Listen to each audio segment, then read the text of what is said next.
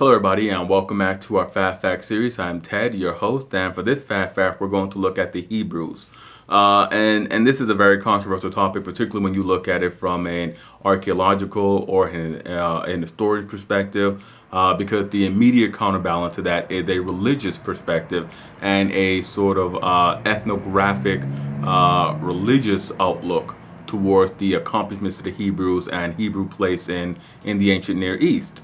And let me just start by saying that the Hebrews were a people who it doesn't appear that they had a great destiny to impact the world, but they did. They're among the people who had some of the greatest impacts on the world. And their impact upon the world was made after 900 BCE, and they made their impact with religion. The unique religion of the Hebrews gave rise to the religious interpretations, the later religious interpretations that dominated the ancient Near East. Christianity, of course, would have a great impact on East Africa and the states that would arise in the Western Mediterranean, and of course Islam would have a great effect on North Africa, West Africa, and Central Africa, as well as the Arabian Peninsula, the states of southeastern Europe. And Islam's impact will be felt as far away as the Pacific Islands. As far away as Malacca, northern India, Iran, Central Asia, and Christianity via European expansion after the Age of Discovery. Christianity would, of course, emerge to become the dominant religion in North and South America. And they all sort of trace they all do directly trace their lineages back to the unique religion of the Hebrews. Now, the collection of writings recorded by the Hebrews, I want to put out there, do not represent a coherent historical narrative in any sense. You cannot make comparisons between the writings of what we know as the Old Testament, or what the Christians would call the Old Testament, or what the Jews call the Torah or the laws of Moses. You cannot make any sort of comparison between historical events and those writings. Those writings were composed to convey moral messages. They were not composed to serve as definitive records of historical events. These writings do provide a sense of what life was like for the Hebrews living during the Bronze Age. But they emerged after the Bronze Age collapse, and the Hebrews they emerged with this identity, with this idea that they were a distinct people, and they emerged with this pattern of differentiating themselves from all other people, and it's not out of place in the ancient Near East. We know that the Sumerians called themselves the black-haired people or the black-headed people, and they called their land the noble people's land. We know that in the Nile River Valley, the peoples there viewed themselves as set apart.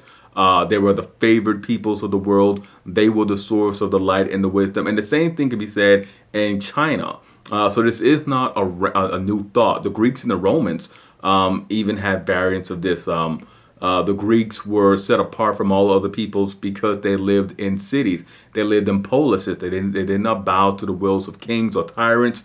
They governed themselves. That was the Greek conceit. And the Hebrew conceit would be that they were differentiated from all other peoples by their worship of their one God, Yahweh. And despite very strong cultural and linguistic links with other Semitic-speaking peoples, they maintained that they were separate, that they were unique. But I also want to point out that we should acknowledge that there is evidence that the unique customs and cultural patterns and the religion were influenced by what was happening in the Nile River Valley and what was happening in Mesopotamia. Now, the Hebrews, historically, what we can verify with the Hebrews was that they always made it a distinction between their northern and their southern zones of settlements. The northern zone was more densely populated and it was more wealthy, and it would really coalesce into forming what we know as the Kingdom of Israel. And there we know there were cult centers, religious centers at the cities of Dan and Shechem. We know that there were, and we know that those centers differed from the southern zone, which was centered on the city of Jerusalem and was really much less populated than the northern zone. Now, there were some memories of an older royal tradition of these people dating back to figures that we can identify as Saul and David and Solomon. And these were based off of the victory of a king Hazael of Damascus. And he defeated either King Omri or King Ahab of Israel. And on the monument that survived, in the record that survived to us, the king of Damascus states that he defeated a king who was of the house of David. And it establishes a competing narrative of descent from King David between the kingdom of Israel and the kingdom of Judah. And the Judah was the southern kingdom, was the kingdom centered on Jerusalem. The Hebrews were also confronted by a number of people. It wasn't just the northern kingdom that were confronted by hostile enemies.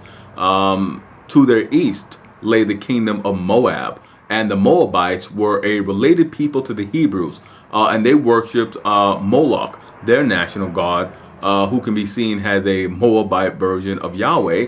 And there's an inscription from the reign of King Mesha of Moab, which tells of the war that he had with the Hebrews and his various victories and setbacks with the Hebrews.